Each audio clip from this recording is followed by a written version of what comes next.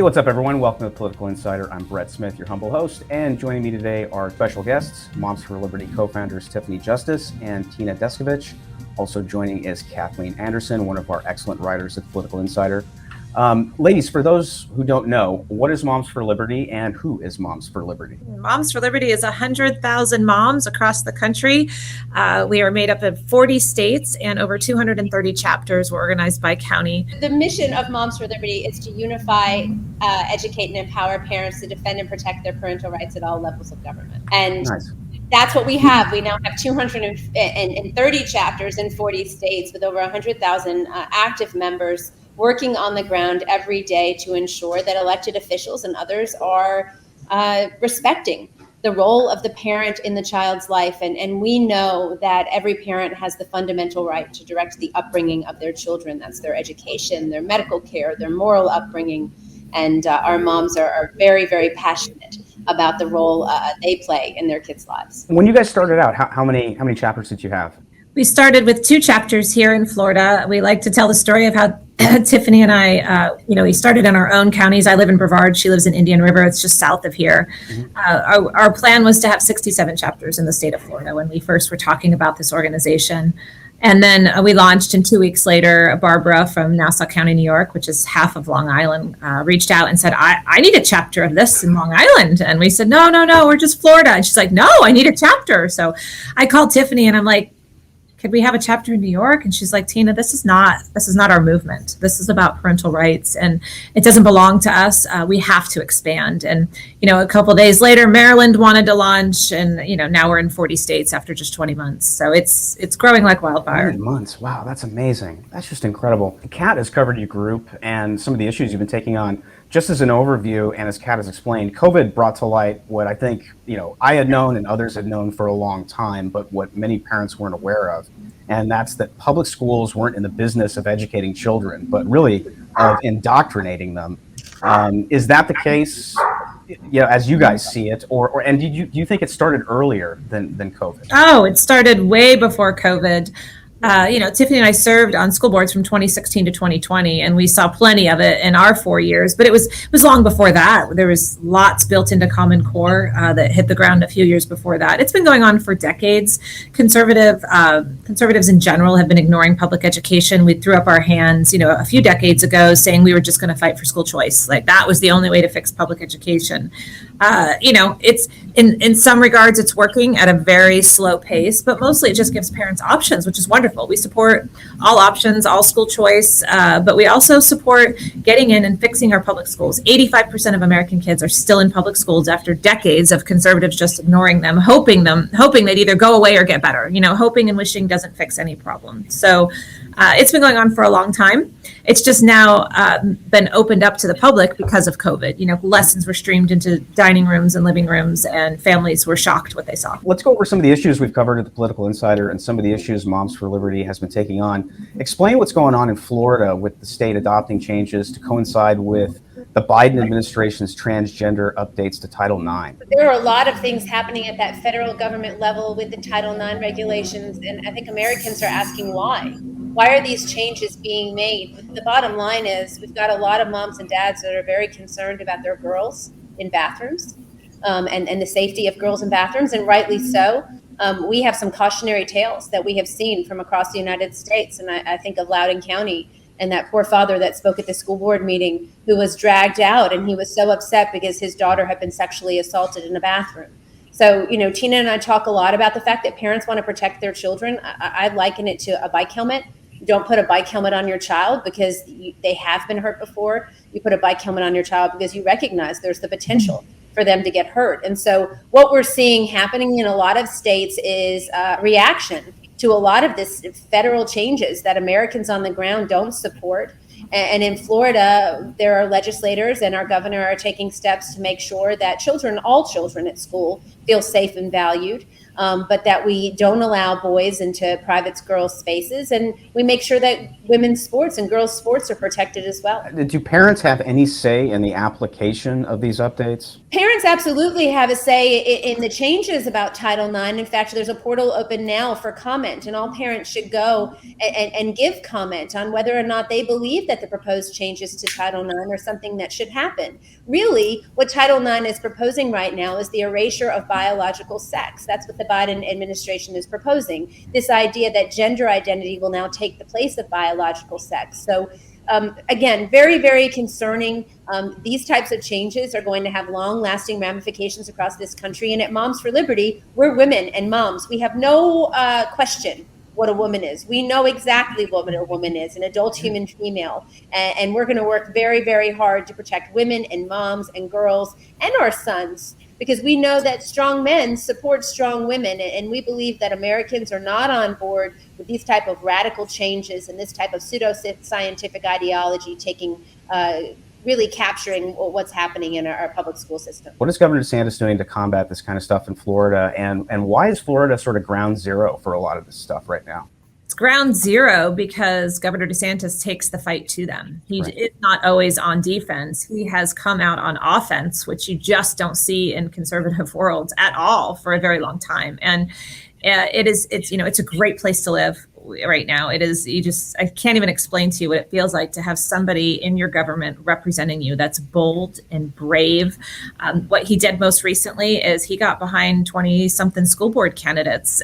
What governor is brave enough to do that? It's very risky politically to get involved in local politics, which is nasty. He's tying his name to just somebody running for school board. Many of our moms that are just in the community, he got behind them, and he didn't just get behind them and said, "I, Governor, support them." He traveled the state and rallied for them. He put funds behind them. We supported 65 candidates in the state of Florida for our Tuesday school board elections around the state. 43 of them either won outright or were advanced, and 20-ish of those the governor supported and endorsed. And 43 of our 65, like I said, moved forward. And, it's because he has helped us shine a light on what's going on.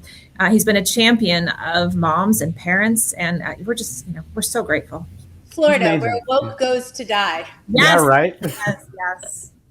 Oh, man, yeah. I mean, it's amazing. The guy's fearless. Yeah, no, he is, and he is fearless. But I've thought a lot about why that is, and people talk a lot about Ron DeSantis. Tina and I think, really relate to him in a lot of different ways. We both served on school boards from 2016 to 2020 in elected positions, and we were tested in a time where there were a lot of questions, and we knew that there were different risks and things that were associated to every decision that we made. And it's important as an elected official to be able to look and balance those risks, right? And assess what the best action steps are to take going forward. Ron DeSantis trusted the American people.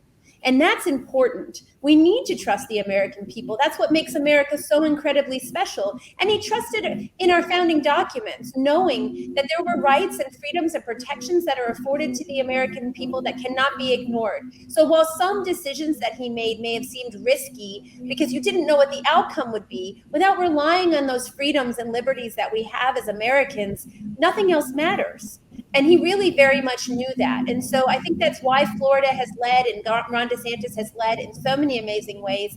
And, you said he'll be our first Gen X president. I don't disagree with you. I think he will be in the White House at some point. And what an exciting reimagination, right, of where we are in America, and really bringing forward again that spirit of why America was founded, and really putting the trust back into the American people. But he also makes decisions on principles. And, what's happening in the world and in America today is people are making decisions on everything but principles. They're making decisions based on fear or on emotion or on whatever the loudest crowd is screaming. But when you watch Governor DeSantis and the decisions he makes, he's had a very clear set of principles from day one, which happen to be the principles of Moms for Liberty. So it works out well for us and our organization, but it's principles of, like Tiffany was saying, freedom, liberty, trusting in the public and individuals to make the best decisions for themselves. And so we again, Thank you, Governor DeSantis. Yeah, and Charlie Crist is now the Democratic candidate for governor in Florida. And someone made a joke online. I saw, they said, look at Charlie Crist conceding the election 76 days before the actual election date. Because he came right out and he said,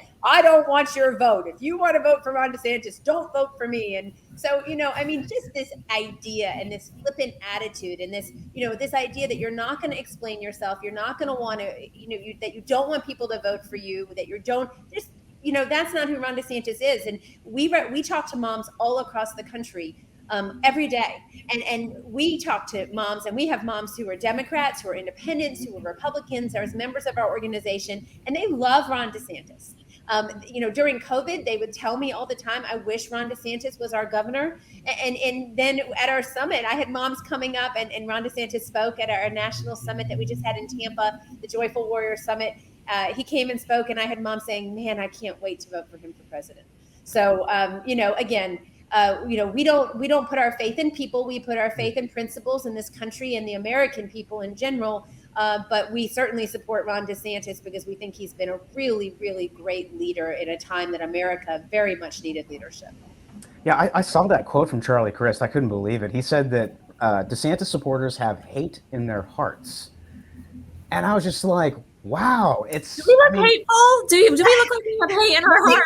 Nothing says vote for me like insulting someone, right? So no thank kidding. you, Charlie. Appreciate that. Did you have any hope of it getting any crossover votes here? I mean, any whatsoever? I couldn't believe it. But hey, that's a gift.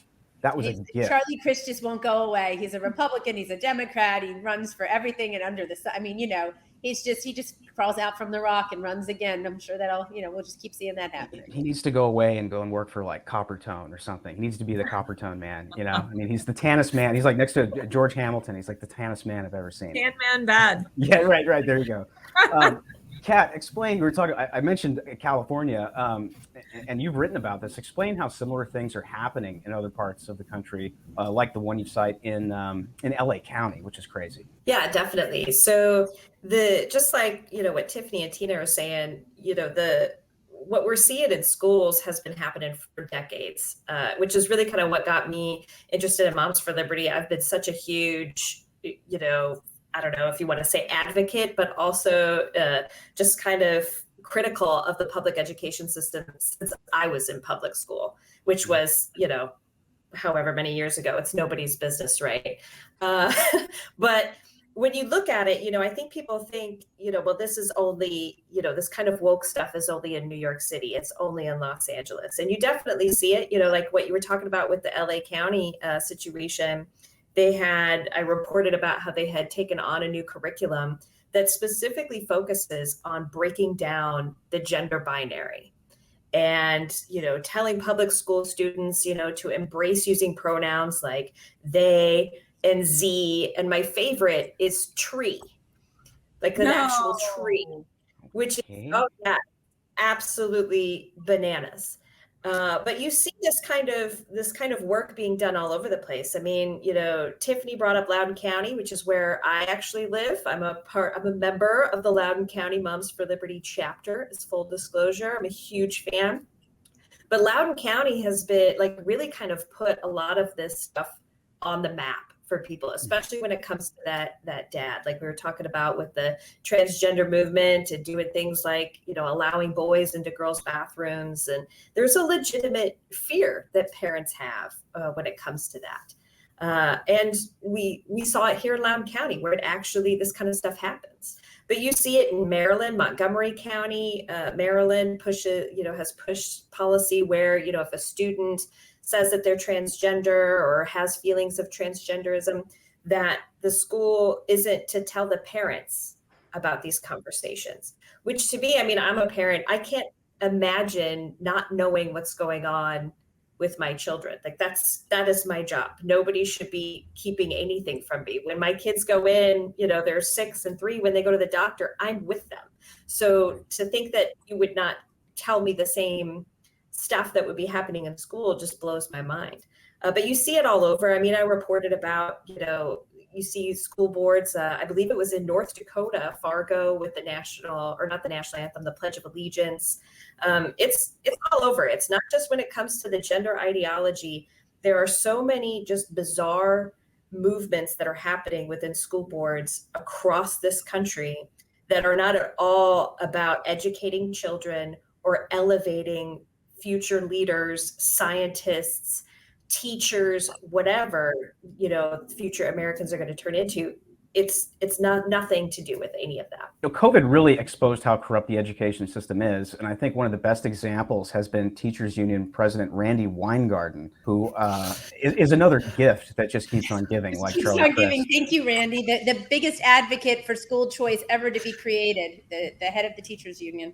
Easily. She definitely helps me out. Like anytime I need an article and I'm like, man, I'm all out of ideas, I just got to go to Randy's Twitter feed and I can find something. I've got to read off these greatest hits because these are amazing. The Florida Parental Rights and Education Law is, quote, the ways in which wars start.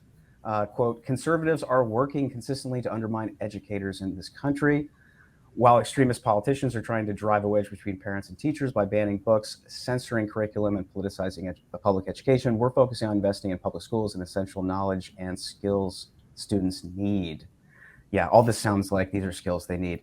And then you have the NEA supporting curriculum, which supports, the kneeling during the national anthem, along with some really wacky books which are described as diversity selections. Is this blatant politicization against right of center parents? I would say probably all parents, not even just right of center parents. Is this driving more American families to pull their kids out of public schools? Yes, look at the numbers nationally. Look at the numbers that have grown in homeschools and private schools over the last couple of years. She's the worst thing to ever happen to public education. I think, on our social media all through COVID, we just kept saying another union trying to destroy public education. It doesn't make any sense, their comments and the things that they do. Those statements that you just read are inflammatory. They line up with the exact thing the New Jersey Teachers Union just put out on air for their ad. I don't know if you have seen that. It literally comes in and pits parents against teachers. It's a straightforward attack. They're not even hiding it anymore. I like to say they're saying the quiet part out loud in ads and paid advertisements now. So nobody's surprised. I think the one thing though that we'd like to get across is that most teachers don't feel that way. I don't feel like Randy really represents the teachers I know. Most of them just want to teach kids. They love kids. They got into it to teach kids to read, to teach them to do math. They didn't get into it to try to raise social justice warriors. They didn't get into it to put a wedge between parents and children. And so we just need to get that message out better to teachers that don't want to be part of the union and let them know there's other options out there. That's what I was going to say. I mean, you talk about parents leaving public education. I think teachers. One of the union talking points has been there's a huge teacher shortage across the country, and Randy Weingarten has tried to lay that on the shoulders of parents who are concerned about their kids. Teachers are not quitting because of engaged, concerned parents. That is not why teachers are leaving in droves. There are teachers who are being required and asked to raise other people's children. They have families of their own. And so, teachers are concerned about discipline issues that they're seeing in schools, and their hands are being tied. They're being told that they can't send children for disciplinary action, or they have to ignore certain things that are happening, or they can't document certain things that are happening because the school districts don't want to look bad. One of the things that I have said very early on and saw directly as a school board member was this idea that the two things that school districts do very, very well is to protect themselves with your money, taxpayer money. They have lots and lots of lawyers to be able to protect themselves. And if you're from Loudoun, you know that. And then the other thing is celebrate themselves. So right now we're seeing different data coming out of school districts. And even in Florida, we saw some school districts saying, we improved in the rankings. And I'm asking the question, well, okay, you improved in the rankings. How did your kids do? How are the children performing in school? And the truth of the matter is that the kids aren't doing any better. It just meant that other districts did worse than that one district who's saying they improved in the rankings. American parents are very, very concerned that their children are not learning to read in school. And Tina and I and 100,000 moms across the country would like to ask Randy Weingarten, why aren't you concerned about this? When you have your representative assembly for the NEA or the AFT, Why isn't it on your agenda, the fact that only 1/3 of kids are learning to read in school? In any other business, if you had those types of outcomes, you would lose your job. Why does Randy still have a job? That's what we'd like to know. But what schools are doing is focusing less on academics and more on what's called social emotional learning. They really like social emotional learning for a lot of different reasons. First of all, it's a direct showing of the fact that while the primary duty of public schools may be to educate children, that's not their goal anymore. They want to program children to become little social justice warriors, and social emotional learning is the vehicle with which they bring all of this other stuff into schools, CRT and all this stuff, the indoctrination side of things. But SEL is also very hard to judge. Is it making a difference? The metrics are very fuzzy. And so schools like that because they can't be held accountable for educational failure. And again, make no mistake, our schools are failing to give children practicable skills that will help them to be successful in life. And if that math or those metrics are fuzzy, it's also so they can juke the stats to make it look better than it actually is. Kat, you specifically have some experience with this. Tell us about it. Yeah, it's interesting. I'm a mom and I've got 2 little ones, and I found out about Moms for Liberty just watching the news back when I was still in the service. I was in Oklahoma, and it was these 2 ladies that I saw on TV, and I was like, those girls are my jam. That is exactly what I want to be a part of. And so after I retired and I moved out here, one of the first things I did was to reach out to the local chapter. And one of the decisions we made as a family was to homeschool our daughter. And our plan is to homeschool both of our kids, probably all the way through high school. And we made the decision for numerous reasons, to be fair. But one of the biggest reasons was you just can't assume that your children are going to learn when they go to public school. And, I pound this in all the time in my articles and when I'm talking to people. When you're a parent, your job is all encompassing, right? Like, it's not just my job to make sure that my kid is fed and that they're healthy and that they're safe. It's my job to make sure that they grow up to be highly functioning members of society. It's not my job to tell them what to think, but it's my job to help them learn how to think. And that's what I expect of public education as well. I want my kids to know how to read and do science and math and all of those things. And so when we decided to homeschool, I received a lot of pushback from, family, friends, people who barely even know me, who were, sending me articles and telling me, how my kids were going to suffer because they weren't going to be in public education. And my kids are thriving. My daughter can read, she's doing fractions, she's doing things that, 3rd and 4th graders can't do. I mean, I heard a statistic just the other day. I think it's like only 43% of 4th graders read at a 4th grade level right now. And that's insane. That is absolutely just insane when you think about it. And so, when you look at, I agree with Tina. I think most teachers, they just want to teach. I don't think teachers get into the profession because they want to teach some sort of, nebulous idea like SEL or CRT or insert whatever 3-letter acronym. They want kids to know how to read, and they want kids to do math and to grow up to be whatever they're meant to be. But this kind of morphing of what that is, which has happened for decades, has really been a disservice to parents, to kids, and to teachers. And I think that's one of the messages that gets missed a lot, because you have people like Randy Weingartner that have this huge, platform, and people think that she speaks for all educators. And I really just don't think that's the case. You bring up such a good point, because you kept saying my job, my job, my job. So with parental rights come responsibilities, and parents have a responsibility, a duty to their children. And schools are interfering in that duty. I want to give Tina an opportunity to share a little bit about the fact the wedge we've seen being driven between the parent and the child so directly in so many different ways by public education that's so concerning to us right now. Yeah, we have so many stories from our parents and from teachers around the country that, even here in my own community, that have come forward and spoken out. Kat, you were talking about Los Angeles and New York and even Virginia, but here in Florida, in my very conservative county, it's happening even here. So we have one teacher that has come forward here who's a coach who, who has been asked to allow boys into girls' bathrooms and girls into boys' bathrooms.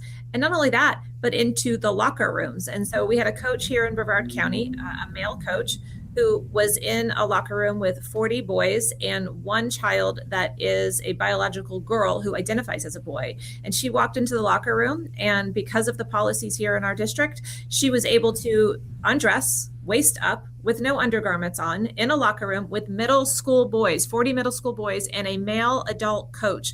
And they had to just stand there. Like they had to be in there changing. The coach had to be in there overseeing, and when he has spoken up about it, the school board is either crickets, or, I've heard comments from other people in the community saying, well, there's something wrong with the coach if he's got a problem with this.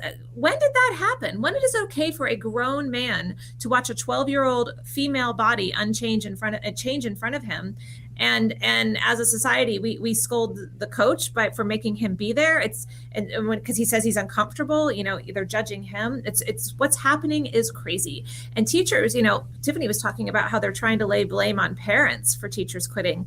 Putting teachers in situations like that. Yeah, we have another teacher here who's an English teacher in middle school who's demanding her students call her they, them in the pronouns. She's supposed to be teaching pronouns. She's supposed to be teaching the English language.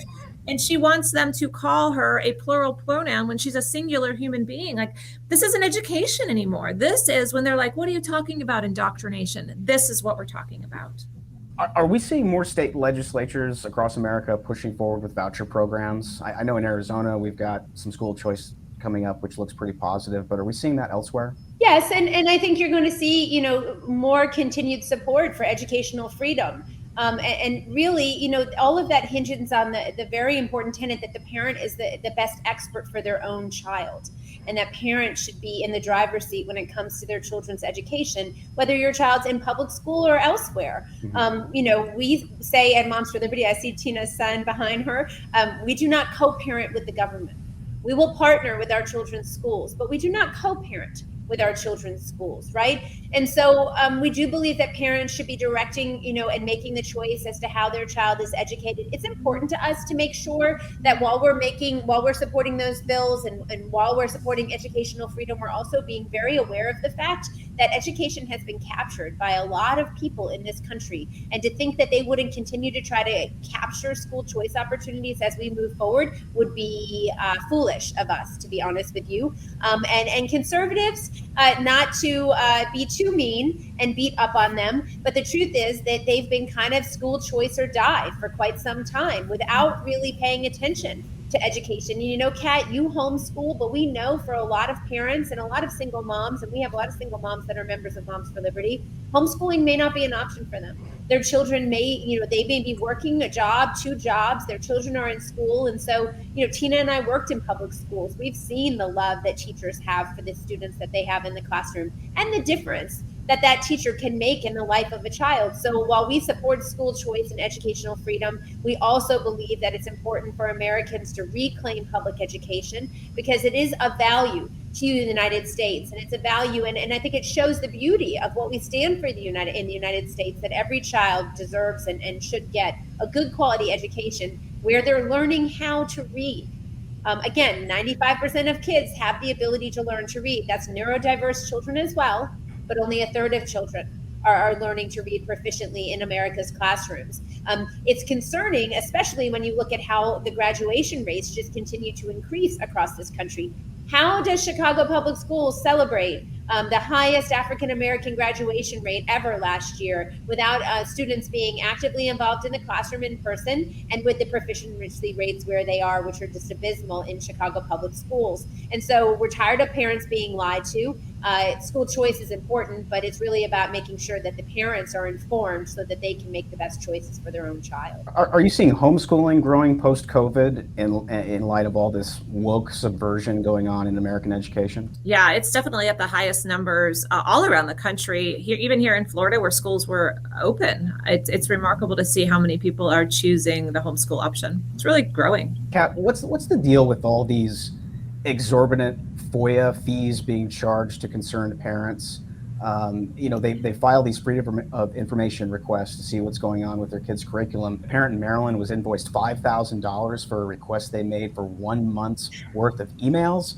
A parent of children who attended Virginia's Alexandria High School was invoiced $84,000 for a request regarding Title IX complaints over 2 years. A parent in Rochester was invoiced $18 million. The Oregon Department of Education invoiced a parent $9,000 for 900 emails. This is just madness. And how is this legal? So it's another, in my opinion, this is another tool that is used to try and discourage parents. And so, Tiffany brings up a great point. We homeschool, and I say we very, generously to me. It's my husband that does all of the work while I get to write and just be mom, which is amazing. But we're lucky we have that ability. So most parents don't, right? Which is why, trying to rehabilitate public education is so important. And when most parents, a lot of them are single moms or single dads, or both parents work, that's generally the dynamic these days. And so I think school boards, for the longest time, and teachers unions and various other bureaucrats have hinged their bets on the fact that most parents are too busy to look into a lot of this stuff. And so when COVID happened and parents were starting to see well, wait a second, not only does my kid not know how to read at the level that they're supposed to, but you're trying to teach them that they can identify as a tree and other such nonsense. Well, now I want to know more about this. Now I'm going to make sure that you have forced me to have to be very much involved. Now I'm going to start, picking away at it. And so these exorbitant FOIA request fees was another tactic to try and discourage parents, because, I don't know about you, but I can't afford $5,000 to get, some emails. And it's absolutely my favorite. And I can't remember exactly where it was, but there was a parent that had made a request for information regarding, critical race theory curriculum. And it was something like 900 emails, and each email cost about $10. And it was really funny because the same school district argued that they weren't teaching, there was no CRT. I'm like, that's a lot of emails about CRT when you're not teaching. Right? Exactly. And so I think, you have these fees that are a way to try and discourage parents. You've got, out here in Loudoun County, the school board does, quite a bit to try and discourage parents. And that's just what I have seen, is that this is just another tactic. And you have to have some sort of payment. I mean, I worked in the military. I had FOIA requests that would come to me, and it takes manpower and work. But the fees are just outlandish. So a lot of the way that the way that I've seen a lot of the FOIA requests, the estimates made is by the amount of time, hours they think that the salaried person will take. And then they just take whatever portion of that person's paycheck would take however many hours it is, that's what they charge. But do you need an executive level person doing FOIA requests, filling FOIA requests? Probably not. But again, this is games. They're just playing games with parents. The truth of the matter is, every time that a parent asks questions and a school district tries to throw sand at them and tries to slow them down, it just shows that they have something to hide. Yeah. And every time they do that, it just chips away at the trust between the parents and the school. And again, we will partner with our kids' schools. We do not co-parent with the government, but we certainly aren't going to be able to rebuild the trust between parents and schools if schools are lying to parents. And so, or giving the impression that they have something to hide. Again, parents are asking questions because they're watching the system fail. They're watching kids not learning, but then they're also watching the fact that when they're looking at the library books that they're finding in the classrooms or in the public library, on the public school library bookshelves, and they're asking how those books got there, there aren't answers for that. People don't know. There aren't processes in place to vet these books. And so parents are then saying, okay, well, if you're not paying attention to what books are in your library, what else are you not paying attention to? And unfortunately, what we've seen in Florida and around the country is that you have a lot of activist nonprofit organizations. Mr. Soros has funded a lot of activist organizations that are doing a lot of work on the ground to get in the back door of school districts. So you're not having school boards voting on a lot of these policy and things that you're seeing. You're having them come in through procedure. Tina talked about the fact that in one county you have boys going into girls' rooms, girls going into boys' rooms.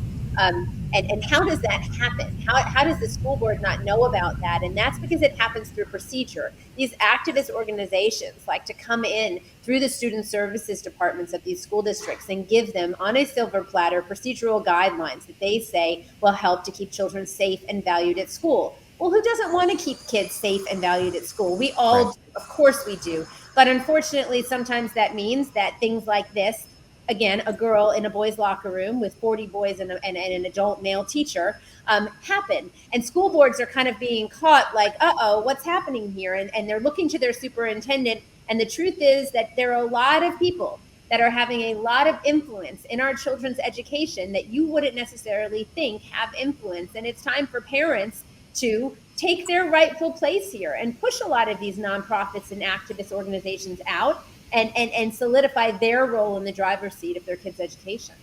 And if we could encourage parents to not get the defeatist mentality when it comes to pushing and asking these questions of your school districts, because my experience, and I bet Tiffany would agree, and I don't think we've ever talked about this one, Tiffany. I've got some great people at our school district that really love kids and want to do its best, but a lot of them, most of them over in that we call it like the Castle building. It's the school district headquarters. They have PhDs. Some of them have multiple PhDs, and they kind of look at themselves up here, and parents are wasting their time. And if you really listen to their conversations, it's like, we've got a mission. We got to educate kids. Like that's all. It's all. We don't have time for this. We don't have time for this. They look at public records requests like it's a waste of their time. It's nonsense. It's taking time away from them making sure kids are learning. And so parents cannot, and they'll just keep raising the prices. They'll tell you they don't have the answers.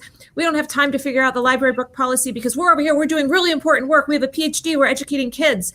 And it's this elitist attitude that really permeates public education by those with PhDs or multiple PhDs. And parents can't be intimidated by that. Parents that don't have an education or happen to be a high school dropout, they're still a mom, they're still a dad, they still have the right to see that information. They still have the natural right to direct the upbringing of their children. And they shouldn't let the people in the castle, the people with the PhDs, the people with the $18 million tab, when you want to find out information, stop them or slow them down. There's been this, it was kind of subtle at first, and then it became super obvious, this kind of thought process that parents don't know best when it comes to their kids, right? You saw it, exactly. I was just going to bring that up. You saw it here in Virginia, where it's, parents don't, shouldn't have a say as to, the education of their kids. And I think you do have this mentality of you're just the parent. We know best. You don't know what you're talking about. And that's really, I felt that and have felt it numerous times. I get it a little less just because I'm quick to bite back. But I mean, we had tons of people that, told us that, our kids wouldn't learn anything because what do we know about teaching, our kids, or, you're not trained in Montessori. So how can you do this? And you just want your kids not to, be around diverse, people without even actually knowing my husband and I at all. And I think that that's really kind of the main thing that parents are hopefully starting to become aware of, is that it doesn't matter what, my education level is or how far I went in life or what I do for a living. I am the mom. My husband is the dad. It's our decision. We do have a right to say, what is it that you are doing at this school that I send my kid to for 8 to 10 hours a day? I have a right to know. I should know what's going on there, and I have a say. And by the way, parents, where would you ever send your child that you couldn't go and visit? So if you cannot go into your child's school right now, you better get down to that school district office and figure out how you're going to get parents back into schools. Parents are the number one driver of student success. We should be rolling out the red carpet for parents. The idea that we're putting up roadblocks in any way, shape, or form to keep parents away from their children's education should send up red flags for everyone. And this is about more than just parents. This is about community members. So just to be clear, you don't have to have kids. You don't have to be a mom to be a member of Moms for Liberty. We have grandparents and aunts and uncles. We need everyone in this fight. And when we talk about fighting for the survival of America, to go back to the literacy rates that we have in this country right now, which are abysmal, if you were a surgeon and 2/3 of the children that you operated on as a pediatric surgeon died on the operating table, would we let you operate on children anymore? We would not.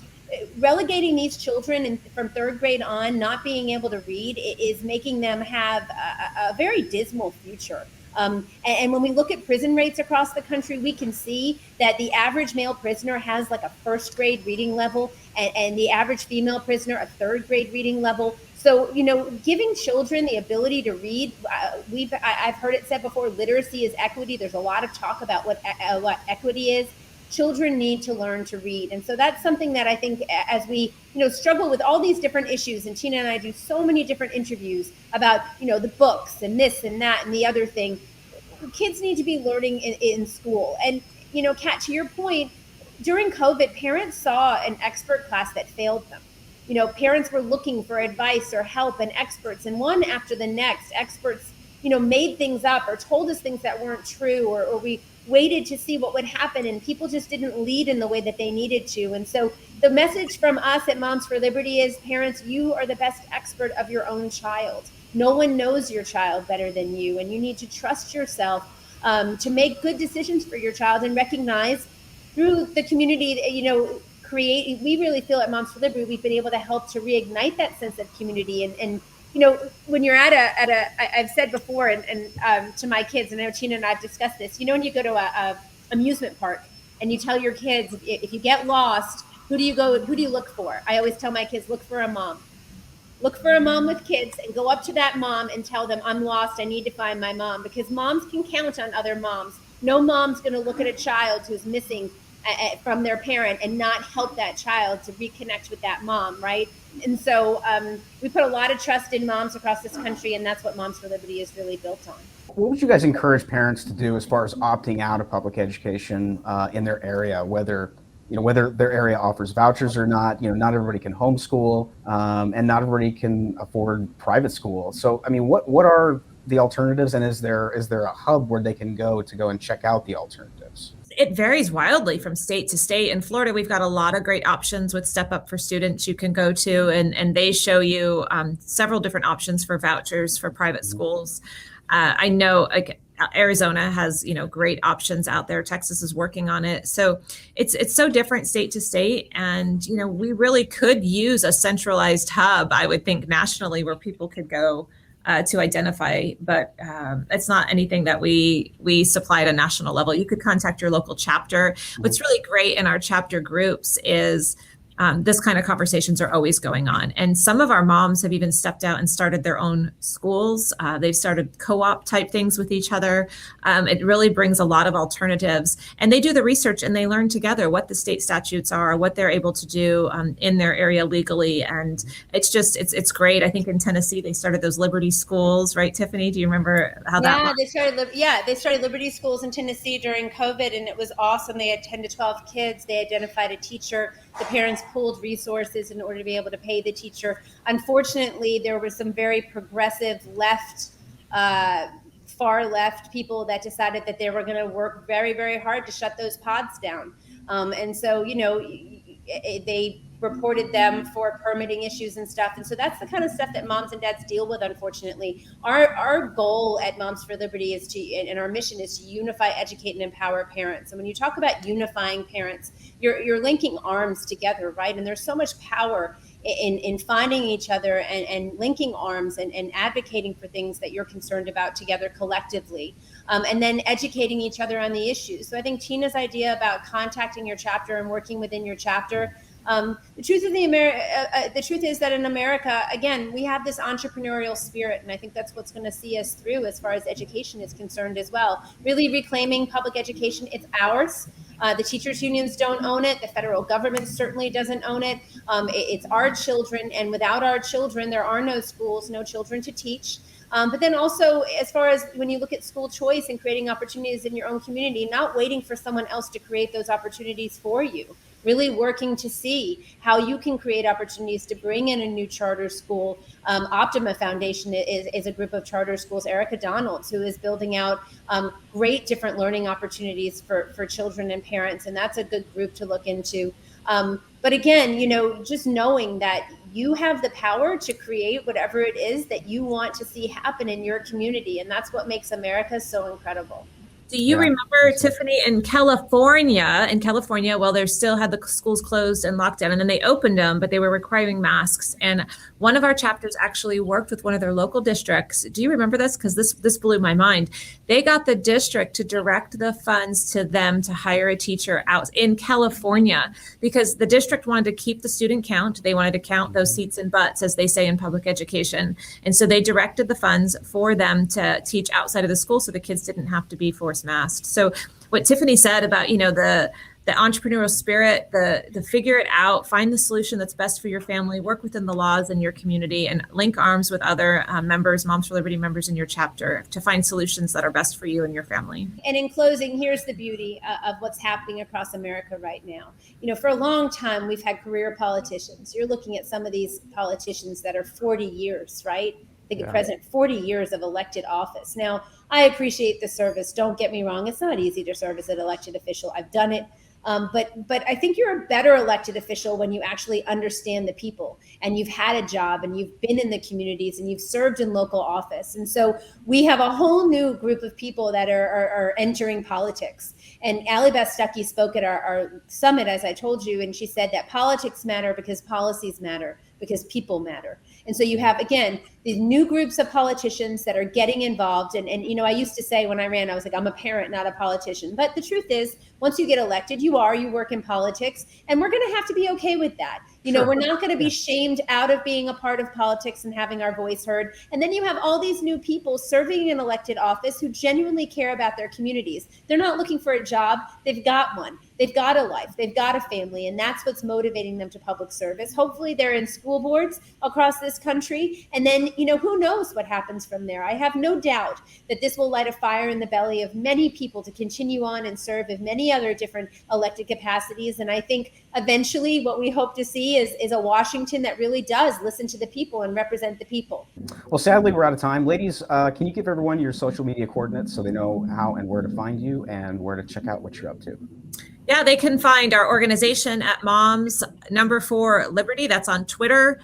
They can find us on Facebook at the same, and Instagram, YouTube channel. Our website is www.momsforliberty.org. They can find me at Tina Descovich on Twitter or Facebook, and Tiffany. For Tiffany Justice. So it's @4 Tiffany Justice on Twitter. I run the Twitter account over there. So feel free to follow us. Please follow us. We try to get all of the latest information that's happening across the country regarding education and parental rights out on Twitter so that you can stay informed. And then I just tell you, go to the website, go to momsforliberty.org, as Tina said. There's a big map there. You can click on your state where you live on that map. See if you have a chapter in your county, or click to start a chapter in your county. You just need 10 like-minded people. It's not difficult to do, but you can't do this alone. And we'll help and guide you through the process of beginning to advocate effectively in your own community. So people can find me on The Political Insider. I write numerous articles. One of my beats is obviously education. So if you want to read more, I'm sure I will be, as the school year has begun, be writing more and more articles. And you can also find me on Twitter at @CatBoVic. It's in my little banner there. And I just want to say I appreciate Tina and Tiffany for supporting writers like myself, and also being willing to chat with me. Thank you so much for having us. Thank you. Thank you so much, ladies. Really appreciate it, and we'd love to have you back. And